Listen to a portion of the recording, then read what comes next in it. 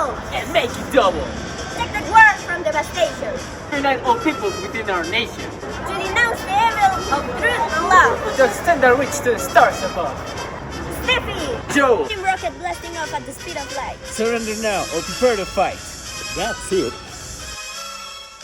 Hello, today in Team Rocket Gotta Catch the History, we're going to talk about one of the most important places here in our home country. Joel, can you tell them what I'm trying to say? Of course. Today our topic is Mexico City's downtown. And to get more of a feel for it, we went to it and we actually took a tour. Yeah, but less talking and more drawing. Let's go.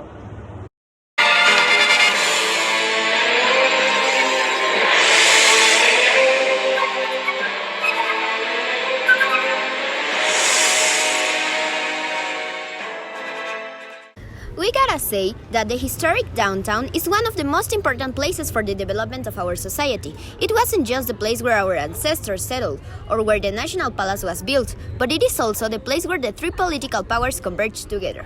That's why, at the end of the Mexican independence, the Three Grand Army went directly to the National Palace and not to Chapultepec or Coyoacán. It has been that important for that long amount of time.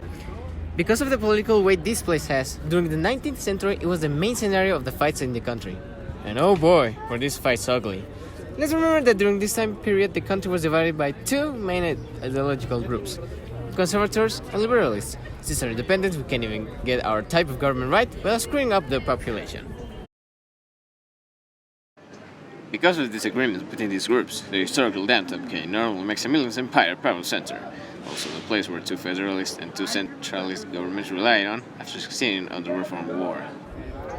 And we really can't miss that downtown was the target of one of the French interventions here at Mexico and was occupied for 1 year by the North American Army. Talking about important constructors at the place and time, we can think of Alameda del Sur, the Road of 5th of May, the Professor Church and the Plaza de la Constitución. In fact, Bellas Artes Palace planning began during the last years of this century, but was not actually done until the next one. Now that we can understand the importance of the development of our downtown, we can try to relate with the Sustainable Development Goals that the ONU has provided. Take consideration two main of them: equality and industrial innovation. Inside our downtown, more specifically in the Plaza de la Constitución, we can see that most of the population's movements in favor of equality arrive at the end under progression. Examples of this, the feminist, LGBT, gender equality, and the family movements. And talking about infrastructure, do you know how important the historical downtown actually is? We have lots of different types of architecture in the same place, and obviously many great buildings are approaching to be a reality. That's how innovation and infrastructure work in our downtown, innovating as if every year we were facing a new development, which is actually true. Now let's talk about diversity in the place. It's kind of a big deal, since a lot of styles converge when it comes down to the buildings and architecture. We have beautiful styles from our ancestors, the Aztecs, the most refined Catholic buildings from our friends, the Spanish conquerors, and even a bit of French essence from when we were under the rule of Maximilian Habsburg.